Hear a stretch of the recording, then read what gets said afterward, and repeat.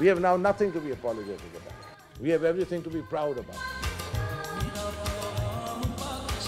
So if anybody thinks there's no female empowerment in Pakistan, they're quite wrong.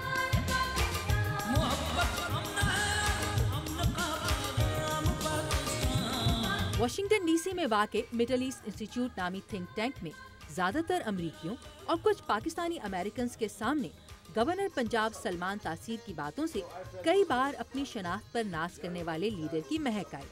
उस वक्त भी सलमान तासीर पाकिस्तानियों की अक्सरियत से मुख्तलिफ नजर नहीं आए जब उनसे पाकिस्तान को दहशतगर्दों और इंतहा पसंदों के लिए एक पनागाह का लेबल दिए जाने के हवाले से सवाल पूछा गया। 11 सितंबर में कोई पाकिस्तानी मुलव्विस नहीं था। उनकी तरबियत कहाँ हुई थी? फ्लोरिडा में, जहाँ उन्होंने जहाज उड़ाना सीखा था। उनकी ज़हनी तरबियत कहाँ हुई थी? जर्मनी में। उनका ताल्लुक कहाँ से था? मिस्र से।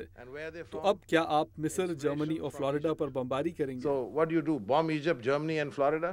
जहां पाकिस्तान ही नहीं, खुद अमेरिका में भी गवर्नर पंजाब की इस राय से इत्तफाक करने वालों की कमी नहीं, वहीं इसकी भरपूर मुखालफत करने वाले भी मौजूद हैं।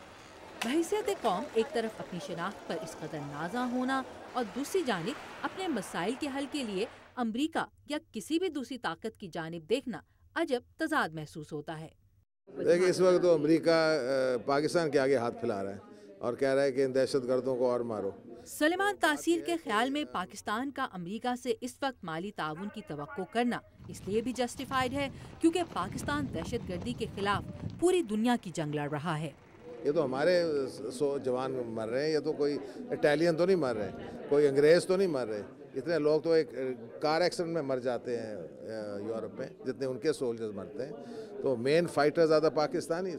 गवर्नर ने 17वीं तरमीम के खात्मे, गिलगित बल्तिस्तान में इस्लाहात, NFC अवार्ड की मंजूरी जैसे इक़दामात को मौजूदा हुकूमत की बड़ी अचीवमेंट्स करार दिया।